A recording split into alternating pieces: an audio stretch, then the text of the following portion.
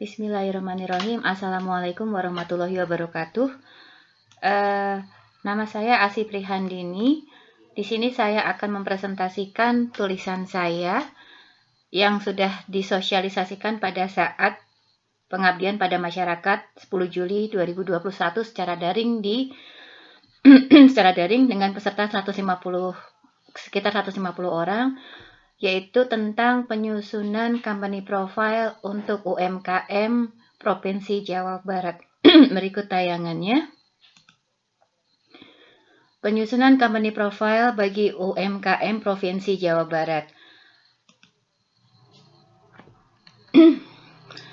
Acara ini pengabdian pada topik ini diberikan pada saat pengabdian pada masyarakat yang dihadiri oleh sekitar 150 pelaku UMKM seprovinsi Jawa Barat dengan berikut materi yang saya paparkan, yaitu bagaimana membuat sebuah profil perusahaan. Definisinya, company profile yaitu gambaran umum mengenai diri suatu perusahaan yang hendak melakukan serangkaian promosi terpadu melalui sebuah buku. Di sini company profile menyiratkan jiwa berusaha perusahaan tersebut, sehingga nyawa dari perusahaan tersebut akan digambarkan di dalam sebuah profil perusahaan.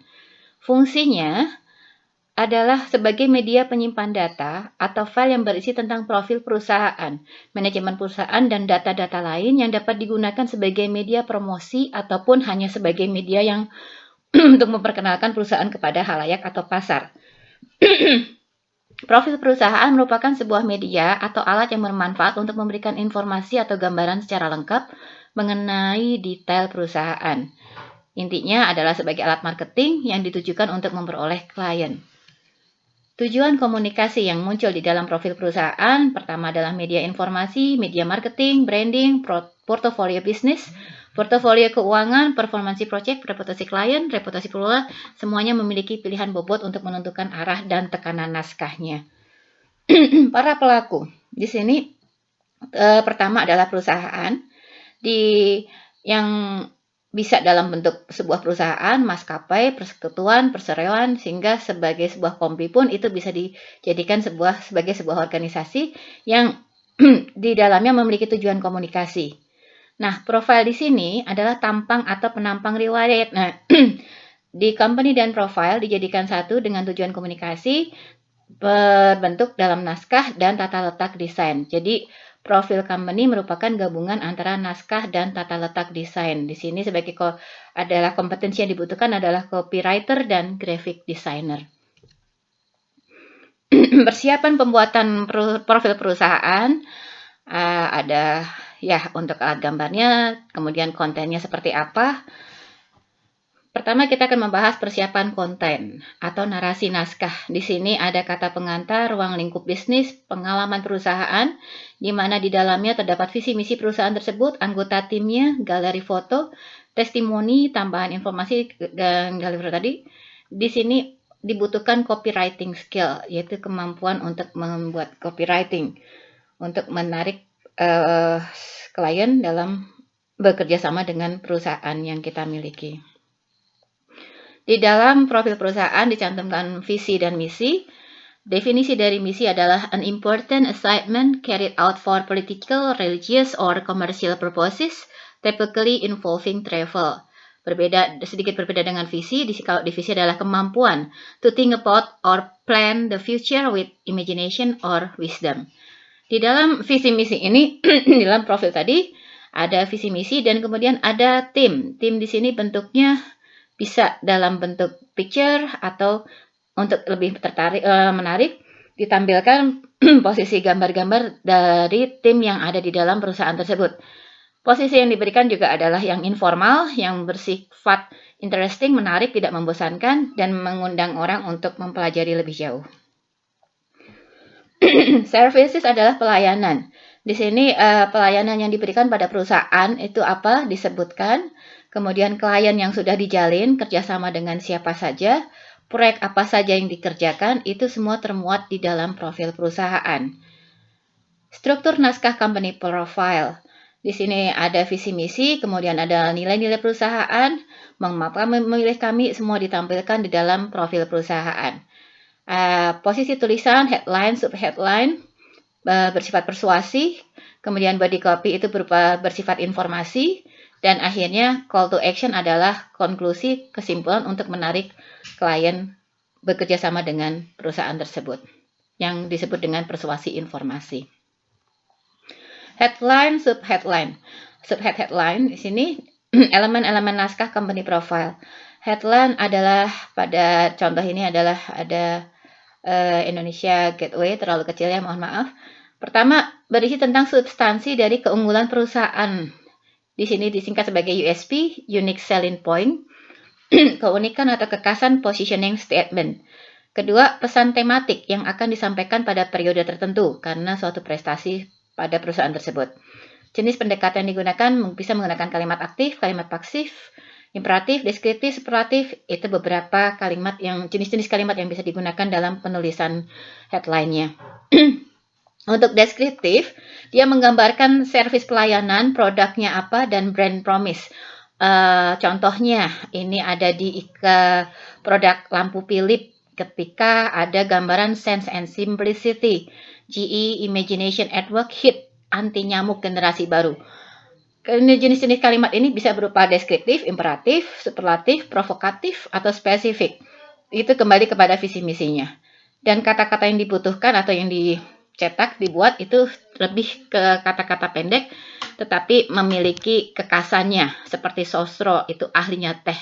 Sehingga orang akan diarahkan untuk memahami bahwa Sosro itu adalah produk teh. Headline untuk bagian isi. This one. Pembuatan headline bisa sekedar berbentuk informasi atau mempunyai pendekatan tertentu seperti gaya tagline. Ini contoh untuk headline. Dan body copy adalah di dalamnya memberikan jawaban dari headline. Ketika headline itu adalah sebuah pernyataan, maka body copy ini adalah jawaban atau penjelasannya. Sehingga saling bersinergi antara headline dengan body copy. Memberikan jawaban terhadap headline, singkat, padat, kalimat pasif, sangat baik dibantu fotografi atau infografik untuk membantu penjelasan, dibantu caption untuk keterangan gambar, foto dan infografik. Call to action itu adalah terakhir yang dimunculkan dalam pembuatan profil company. Di sini diharapkan ada pesan persuasi sehingga pembaca memiliki kecenderungan untuk mencoba produk yang ditawarkan. Seperti special deal, limited time offer, yang sebenarnya itu adalah bagian dari program.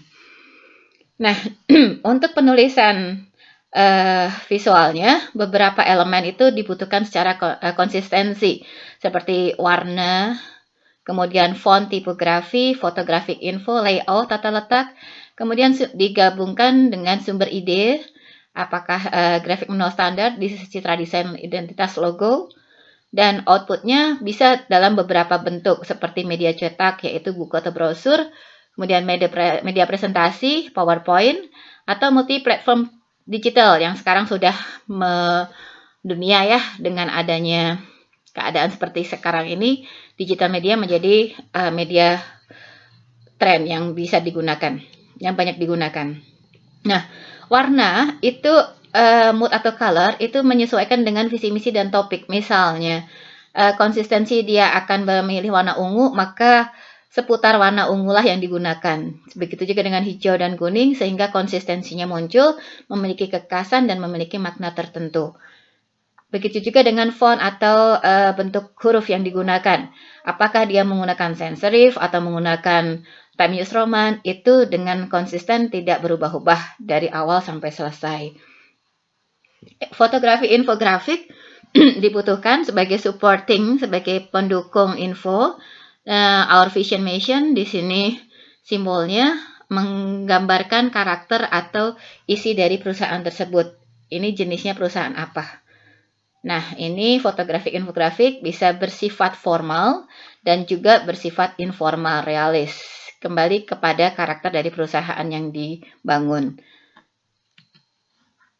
Photographic infographic, key performance indicator infographic bisa ditampilkan sebagai salah satu bentuk capaian yang sudah pernah diperoleh pada perusahaan tersebut, sehingga tidak berupa perusahaan abal-abal, tetapi memang benar-benar ada real dan memang mempunyai prestasi untuk dijanjikan. Nah, contoh-contoh untuk company profile di sini sudah diberikan. Ini saya ambil dari beberapa katalog ya, ada sampel dan jenis-jenisnya bisa dalam bentuk buku, bisa dicoba dengan menggunakan template Neat, Microsoft Word, atau untuk lebih spektakuler lagi bisa menggunakan Adobe InDesign ID. Demikian presentasi yang bisa saya sampaikan. Terima kasih atas perhatiannya. Semoga bermanfaat. Assalamualaikum warahmatullahi wabarakatuh.